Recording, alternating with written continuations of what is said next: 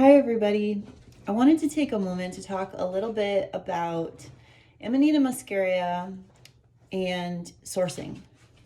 So sourcing options for Amanita muscaria are, in this day and age, pretty vast. It is something that is becoming much more available online, and there's been a lot more awareness around Amanita muscaria in the past, I'd say 2 years, than there has been in a long time, both for medicinal benefits and for the psychoactive properties that the mushroom contains.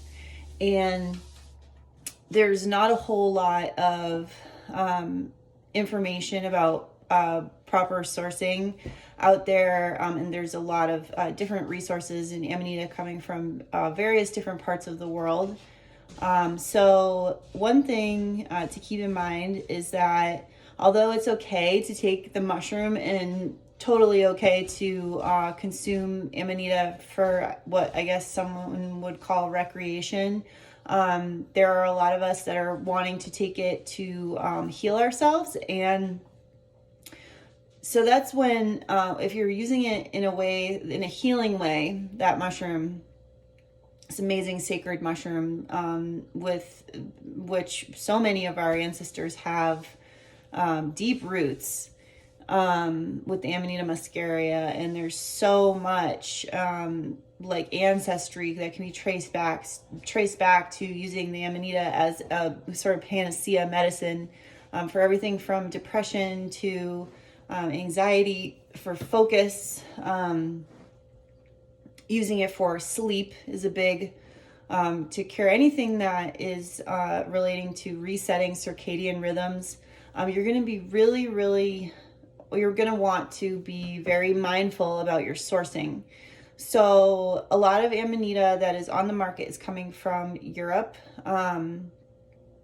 Most of it is coming from Europe, and I would say that although some of it is probably quite clean, especially when it's coming from the more northern parts of Europe, for example, Sweden, Finland, I would be careful about consuming Amanita from like Eastern Europe or places close to anywhere where there's a lot of industry, or where there's been like a history of deep contamination, somewhere like the Ukraine.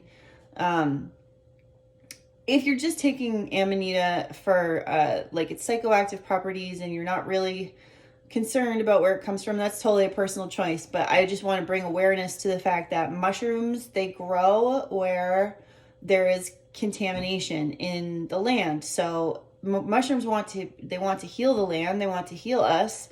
And so you will find Amanita a lot of times growing in places that are heavily contaminated because they're actually like working to bioremediate the land in those places. And so you'll find them growing in parks, around schools, in abandoned airfields, like here in Anchorage, Campbell Field. There's a lot of Amanita sometimes in the summer, and yes, it does have to do with the light getting in and its proximity to the birch forest, but there's a lot of contamination in that land, and the Amanita is there bioremediating. When it's growing in public places like schools, parks, oftentimes they're using herbicides to keep the indigenous plants down and only allow like grass, lawn to grow. So those places can also be, contaminated with herbicides, and the mushroom is trying to remediate that area. So it's something to keep in mind for sure, like what your intentions are, and just like being really mindful as to where the mushrooms come from. So when we forage our mushrooms, we go to the forest. We go into places where there are less people. We don't pick near sides of road. We don't pick near railroad tracks. Creosote is super toxic, like what the railroad tracks are soaked in. And there's a reason for that. They don't want grass and they don't want plants to grow on the railroad tracks. So it keeps the plants down, but also like mushrooms will come in to try to bioremediate those areas. So I don't want to talk down on people that are selling Amanita from some of the more like industrial places, or like even if you feel like you want to forage in these places and you find Amanita, it's not going to kill you to take that Amanita, but like personally, as I've used it for like my own healing, I'm wanting to get Amanita from the cleanest places. So the Amanita that we work with at the ministry and at Chai Medicinals, we use wild Alaskan Amanita. It's harvested here in the Matanuska Valley. It's also harvested in up near Willow and in other areas, in areas around here that are heavily forested, very, very clean, very pure. And then we do some business with people in Oregon when their season gets going, when it's ended here. Then we start to source from down south. So I have foragers that I know and trust their practices. We have had like in-depth discussions. I know them personally. They know the quality that I'm looking for. And so I will source from them. I do like to source domestic, but like I said, within my specifications.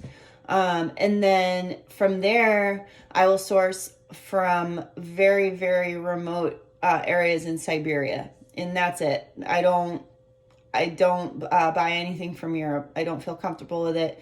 I would be open to sourcing from Norway and Finland, but I just don't have a connection there. So I do source from Siberia. The landscape there and the nature is very similar to Alaska. Like we're pretty close geographically as to like the plants that grow there. I also source rhodiola from Siberia. So, and from people that I know and trust that do a really good job with the preservation of their Amanita. And I'm also able to get various different kinds of Amanita from them. For example, I will buy my Pantherina from them. I will buy Amanita regalis, and Amanita muscaria. So it is a little bit more of a hassle. It is a little bit more expensive, but I am very picky about my sourcing. Another thing is if you're in a place where perhaps Amanita is growing now, which would be like the southern states of the United States, one thing to know is that in the Amanita family, there are some very, very poisonous mushrooms. Mushrooms that if you consume them, they can most definitely kill you. So if you have any question about the mushrooms that you're foraging, you should not be foraging. You need to be 110% sure that what you are foraging is what you're looking for. And I do have another video on the 101, the basics of foraging. Number one thing with mushroom foraging is proper identification and education. So if you're not at a place where you are 110% comfortable and confident in your forage, you should not be eating mushrooms, especially from the Amanita family, because it can be life-threatening. If you consume Amanita or death caps or something, destroying angel mushrooms, you won't necessarily get sick that same day, although you might. It could take a day until you start to get sick, and it's just really, really dangerous. So knowing 100% what you're foraging is essential. And then also from there, it's like what I was talking about before, not harvesting from, if it matters to you, not harvesting from places that are contaminated, sides of road, places where there may have been herbicide sprayed there, places where there may be like deep contamination, like old railroad sites. Like, why are these mushrooms growing there? You need to ask yourself. Like, they do like to do bioremediation, so just keeping that in mind in your own forage.